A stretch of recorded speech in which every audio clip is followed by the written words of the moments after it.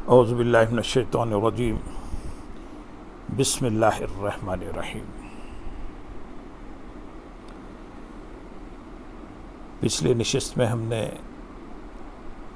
ذبیح عظیم کے چند واقعات بیان کیے اور آج اسی کے تسلسل میں ہم آگے کا حال بیان کریں گے۔ اپنے بیٹے کو اللہ کی راہ میں قربان کرنے کا حکم اللہ کے نبی کی بہت بڑی آزمائش اور ایک بہت بڑا امتحان تھا۔ حضرت سیدنا ابراہیم علیہ السلام اس بڑے نازک امتحان میں کامیاب و کامران رہے۔ آسمان سے ایک مینڈا آتا ہے اور حضرت ابراہیم علیہ السلام حضرت اسماعیل علیہ السلام کی جگہ اس مینڈے کو ذبح کرتے ہیں۔ ارشاد ہوتا ہے، ابراہیم تمہاری قربانی قبول ہو گئی۔ ہم نے اسماعیل کی ذبح کو ایک عظیم ذبح کے ساتھ فدیہ کر دیا۔ سیدنا حضرت ابراہیم علیہ السلام کی قربانی بھی بارگاہ الہی میں مقبول و منظور ہو گئی اور ان کے فرزند ارجمند حضرت اسماعیل علیہ السلام کی زندگی بھی بچ گئی۔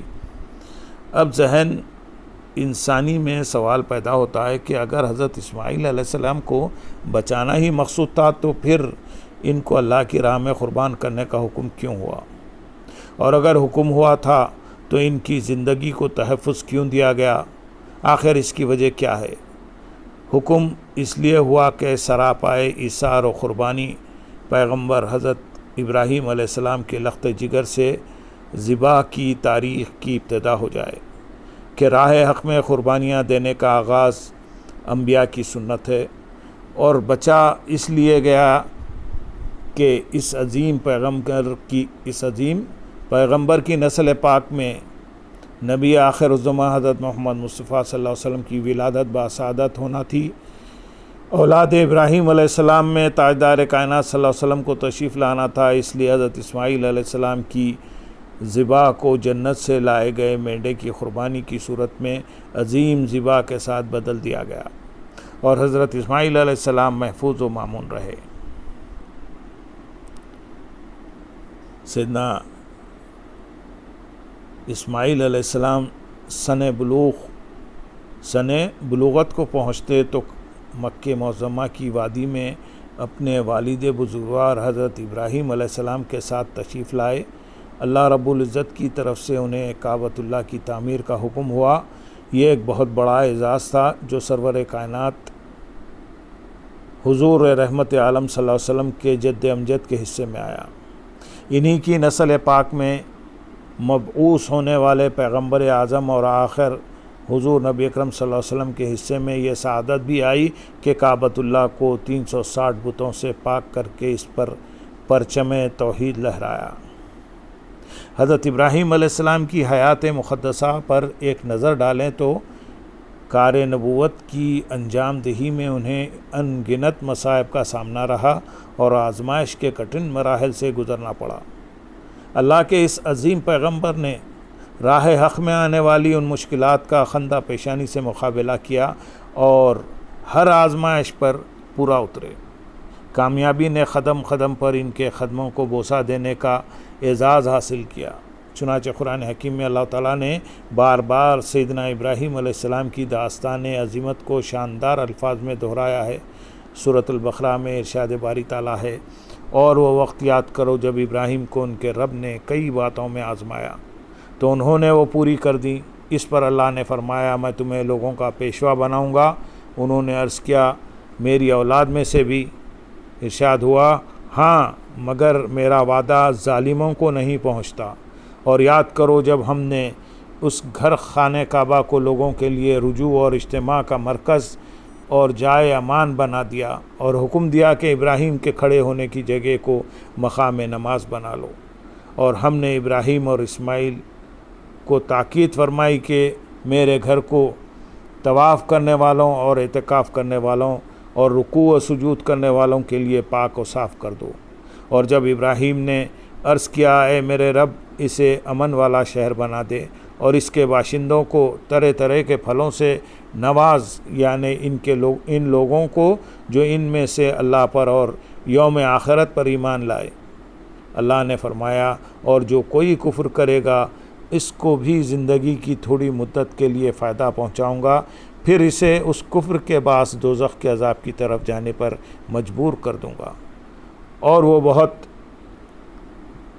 بری جگہ ہے۔ اور یاد کرو جب ابراہیم اور اسماعیل خانہ کعبہ کی بنیادیں اٹھا رہے تھے تو دونوں دعا کر رہے تھے کہ اے ہمارے رب تو ہم سے یہ خدمت قبول فرما لے، بے شک تو خوب سننے والا، خوب جاننے والا ہے۔ اے ہمارے رب ہم دونوں کو اپنے حکم کے سامنے جھکنے والا بنا، اور ہماری اولاد سے بھی ایک امت کو خاص اپنا تابع فرمان بنا، اور ہمیں ہماری عبادت اور حج کے قواعد بتا دے، اور ہم پر رحمت و مغفرت کی نظر فرما، بے شک تو ہی بہت توبہ قبول فرمانے والا مہربان ہے۔ اے ہمارے رب انہی میں سے وہ آخری اور برگزیدہ رسول مبعوث فرما جو ان پر تیری آیتیں تلاوت فرمائیں، اور انہیں کتاب و حکمت کی تعلیم دے کر دانائے راز بنا دے، اور ان کے نفوس و قلوب کو خوب پاک صاف کر دے، بے شک تو ہی غالب حکمت والا ہے۔ آزمائش کا مرحلہ گزر گیا، کامیابی کا نور سیدنا ابراہیم علیہ السلام کی مقدس پیشانی پر چمکنے لگا۔ اس وقت پیغام حق آیا کہ ابراہیم، ہم نے تیری عبدیت کو پرکھ لیا، ہم نے تیری شان خلیلی کا امتحان لے لیا، ہم نے دیکھ لیا کہ تیرے دل میں ہماری محبت کے کتنے سمندر موجزن ہیں، ہم نے تیری قربانیوں کا بھی مشاہدہ کیا، قدم قدم پر تیرے صبر و استقامت کو بھی دیکھا، ہم نے تیرے توکل اور کلمے شکر کی ادائیگی کا حسن بھی دیکھا۔ ان تمام آزمائشوں پر پورا اترنے کے بعد ابراہیم اب ایک خوشخبری بھی سن لے، ایک مزدہ جاں فضا بھی سماعت کر۔ وہ خوشخبری کیا ہے؟ وہ مزدہ جاں فضا کیا ہے؟ وہ خوشخبری یہ ہے کہ ابراہیم، میں تجھے نسل بنی آدم کی امامت عطا کرتا ہوں، پوری انسانیت کی امامت، تمام امتوں کی امامت، اقوام عالم کی امامت۔ اللہ تعالیٰ نے فرمایا، سیدنا ابراہیم علیہ السلام نے عرض کیا، باری تعالیٰ یہ امامت صرف میرے لیے ہے یا میری ذریت اور نسل کے لیے بھی؟ ارشاد ہوا، ابراہیم، ہم نے تجھے بھی امامت دی اور یہ امامت تیری ذریت اور نسل کو بھی عطا کی، مگر شرط یہ ہے کہ یہ امامت اس کا مقدر بنے گی جو تیرے نقش قدم پر چلے گا۔ جو صراط مستقیم کو اپنائے گا وہ دنیا کی امامت پائے گا، لیکن جو تیری راہ سے منحرف ہوگا امامت کا بھی حقدار نہ ہوگا۔ پھر تعمیر کعبہ کا حکم ہوا۔ عظیم باپ اور عظیم بیٹا تعمیر کعبہ میں مصروف ہو گئے، ایک ایک پتھر لاتے اور کعبہ کی دیواریں تعمیر کرتے۔ دیواریں بلند ہو گئیں۔ ایک پتھر عطا ہوا جس پر کھڑے ہو کر تعمیر کا کام ہو رہا تھا۔ جوں جوں دیواریں اونچی ہو رہی تھی تو یہ پتھر بھی بلند ہوتا جاتا، اور سیدنا اسماعیل علیہ السلام تعمیر کعبہ میں اپنے والد گرامی کی معاونت فرماتے، پتھر ڈھونڈ ڈھونڈ کر لاتے۔ جب سیدنا ابراہیم علیہ السلام اور سیدنا اسماعیل علیہ السلام تعمیر کعبہ میں مصروف ہوتے تو یہ کلمات ان کی زبان اقدس پر جاری ہوتے، ربنا تقبل منا انک انت السمیع العلیم۔ مولا، ہم تیرے گھر کی تعمیر کر رہے ہیں، ہماری یہ مشقت قبول فرما، ہماری اس مزدوری کو قبولیت کا شرف عطا فرما کر۔ ربنا وجعلنا مسلمین لک، یا باری تعالیٰ ہماری جبینیں تیرے حضور جھکی رہیں، ہمارے سجدوں کو اپنی بارگاہ میں قبول فرما، ہماری آل اور ذریت میں سے امت مسلمہ پیدا کر۔ پھر اگلی آیت میں حکم ہوا، تم نے آج ہمارا گھر تعمیر کیا ہے، جو مانگنا ہے مانگ لو، اپنی مشقت کا صلہ طلب کر لو۔ بارگاہ الہی میں ہاتھ اٹھ گئے، باری تعالیٰ ہم نے تیرے گھر کی دیواریں بلند کی ہیں، ہم نے اپنی ذریت میں سے امت مسلمہ مانگ لی ہے۔ اے باری تعالیٰ، اے خدائے رحیم وہ کریم، حضرت آدم علیہ السلام سے لے کر مجھ تک ہر زمانے میں نبی آخر الزماں صلی اللہ علیہ وسلم کے ظہور کا اعلان کرتا رہا ہے۔ یہ سلسلہ نبوت اور رسالت اس مقدس ہستی پر جا کر ختم ہو جائے گا۔ وہ رسول معظم صلی اللہ علیہ وسلم جس کی خاطر تو نے یہ بزم کائنات سجائی، کرۂ ارض پر ہزارہا انبیاء کو مبعوث فرمایا، وہ رسول آخر الزماں صلی اللہ علیہ وسلم جس کے لیے تو نے ملتوں کو پیدا کیا، دنیا رنگ و بو کو آراستہ کیا، آبشاروں کو تکلم کا ہنر بخشا، ہواؤں کو چلنے کی خو عطا فرمائی، وہ رسول برحق جس کی خاطر تو نے اپنا جلوہ بے نقاب کیا، جس کی خاطر تو نے اپنی مخلوقات کو پردہ عدم سے وجود بخشا، جس کی خاطر تو نے انسانوں کے لیے ہدایت آسمانی کے سلسلے کا آغاز کیا، اس رسول معظم صلی اللہ علیہ وسلم اور اس نبی آخر الزماں صلی اللہ علیہ وسلم کا اس کائنات رنگ و بو میں ظہور ہونے والا ہے۔ باری تعالیٰ نے فرمایا، ہاں ابراہیم ہمارا وہ محبوب رسول آنے والا ہے۔ بتا ابراہیم تو کیا چاہتا ہے؟ فرمایا، رب کائنات اگر تو تعمیر کعبہ کی ہمیں مزدوری دینا چاہتا ہے، اگر تعمیل حکم میں ہمیں تو کچھ عطا کرنا چاہتا ہے تو اے پروردگار اپنے اس آخری رسول صلی اللہ علیہ وسلم کو میری اولاد میں مبعوث ہونے کا شرف عطا فرما، میری ذریت کو نور محمدی کے جلووں سے ہمکنار کر دے، میری اولاد کو حضور صلی اللہ علیہ وسلم کی قدم بوسی کی سعادت بخش دے، مولا مجھے اپنا محبوب دے دے۔